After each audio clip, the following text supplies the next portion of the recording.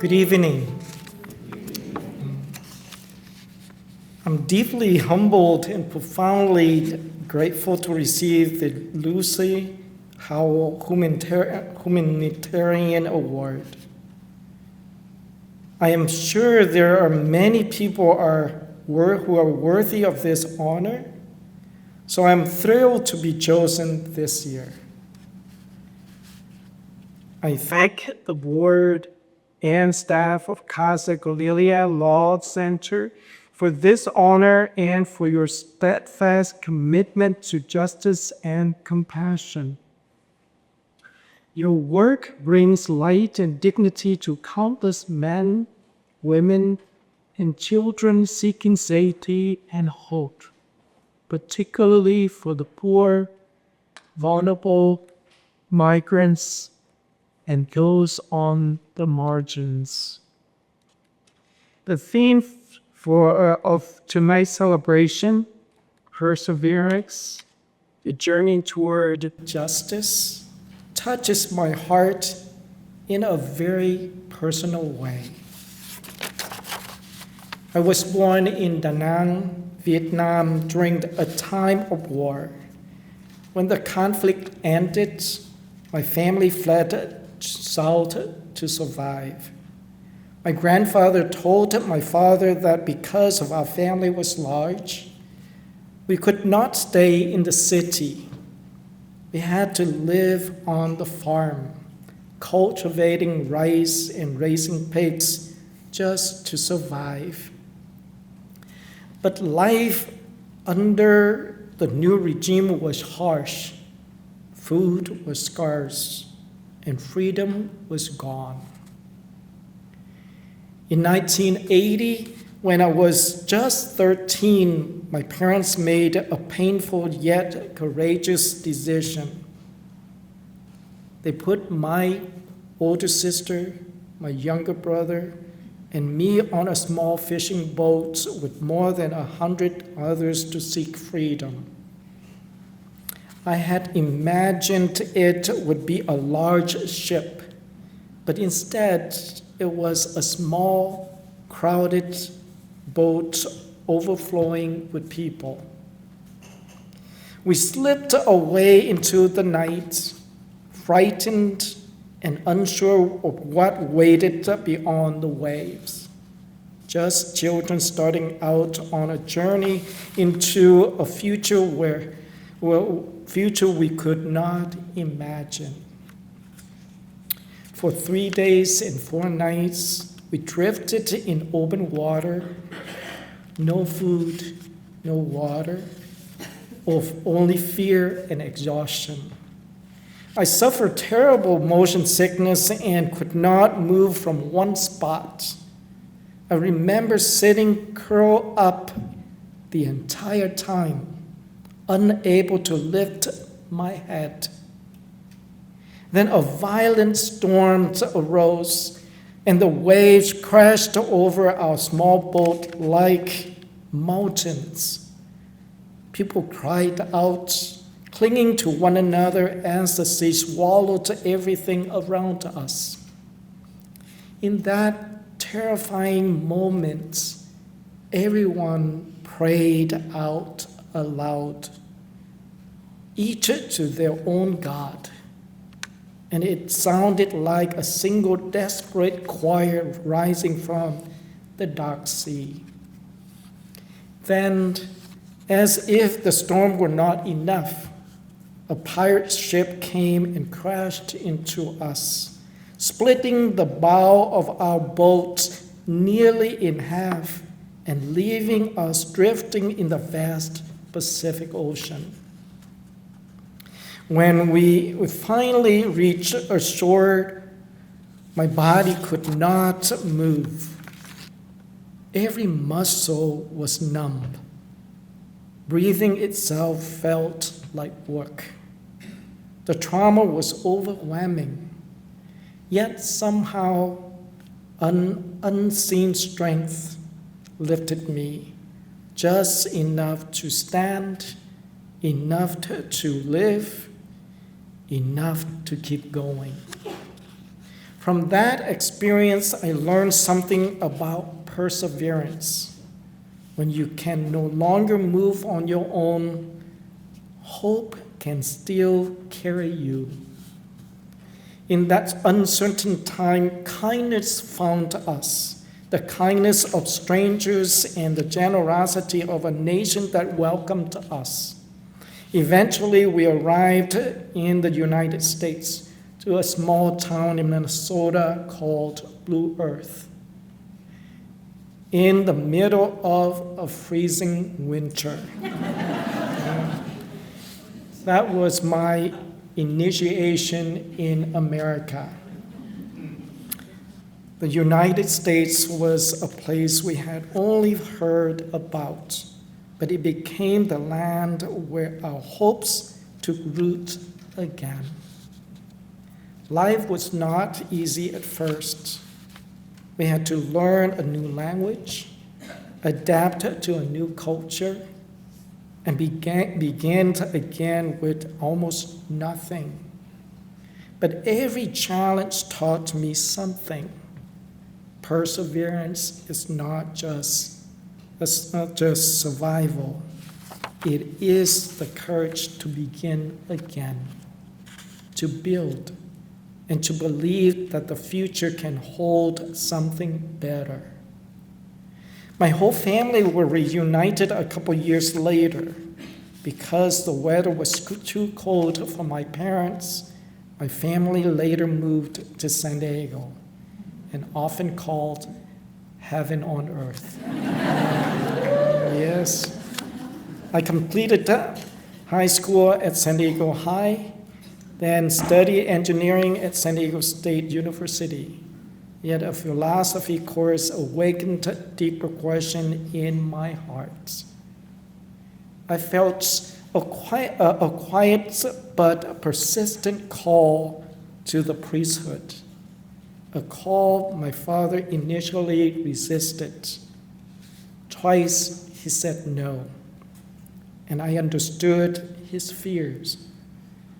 But God's call grew stronger than my hesitation.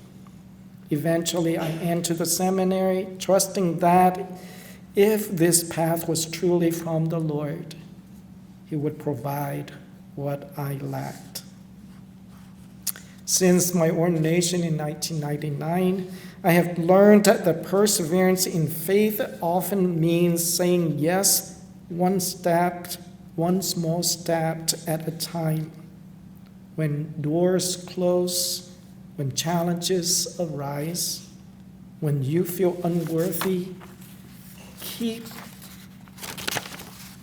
moving forward in trust. Looking back, I see only God's grace overflowing. He placed people along my path, my parents and siblings, generous sponsors in Minnesota, mentors, priests, religious, and parishioners who shaped me and sustained me. Grace gave me strength to serve joyfully even when ministry was hard, and courage to say yes when Pope Francis called me to serve as bishop. Perseverance also means carrying faith into action. As a refugee, I can never forget those still searching for safety today. That memory compels me to stand with immigrant and refugee families in our parishes, at our borders, and even inside immigration courts. I still remember the first time I entered an immigration courtroom. The air was heavy with fear. Families sat clutching one another, uncertain if they would be allowed to stay together. Some had no lawyer, no voice, no one to speak for them. A few of us priests and ministers came simply to be present in our collars, quietly sitting in the back rows. We did not intervene nor protest. We prayed. Yet that simple act of standing there made a difference. People turned and saw that the church was with them. Judges noticed too. The atmosphere shifted. You could feel compassion enter the room.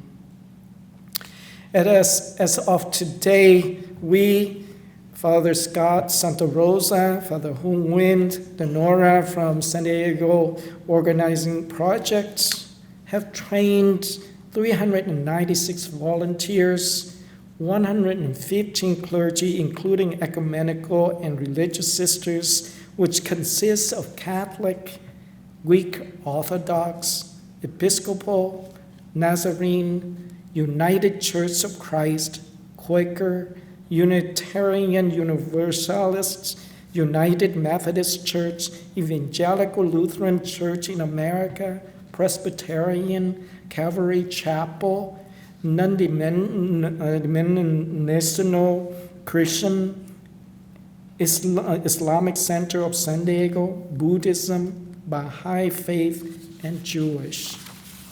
It's amazing to see that people are involved in this ministry.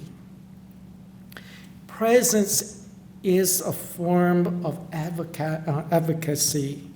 When we stand beside the vulnerable, the margins, the migrants, even in silence, we proclaim that we are not forgotten, that God's love is still with them, even in the hardest places. Our solidarity and advocacy for the vulnerable migrant community are not optional acts of charity. They are the living expression of faith. When we accompany those who are displaced, we declare that love knows no borders and that every human being bears the image of God. Perseverance is never a solo journey. It thrives in community. When I see Casa Cornelia's attorneys, interpreters, and volunteers giving their skills and hearts of justice, I see hope alive. You remind us that law and love can and must serve one another. To my fellow people of faith, and to those from other traditions or none at all, our shared humanity is what unites us. We may speak different languages of belief, but we can all act with the same conviction. Compassion heals, justice uplifts, and mercy is never wasted. To the lawyers, advocates, and friends of Casa Cornelia, your vocation is holy. You stand at the crossroads of human law and divine love. Never underestimate how your presence, your advocacy, your perseverance changes lives.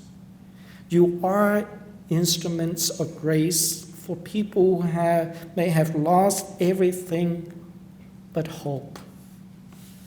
If I could leave one message tonight, it would be this: whatever trials you face, do not give up. The same God who brought a young boy from a small boat in the South China Sea to this moment will never fail you. Keep walking in faith. Keep serving in love. Keep persevering in hope. Thank you, Casa Cornelia, for your faith, your courage, and your compassion. May God bless you and your mission abundantly, and may we all continue to be pilgrims of hope, walking together on this journey toward justice. Thank you.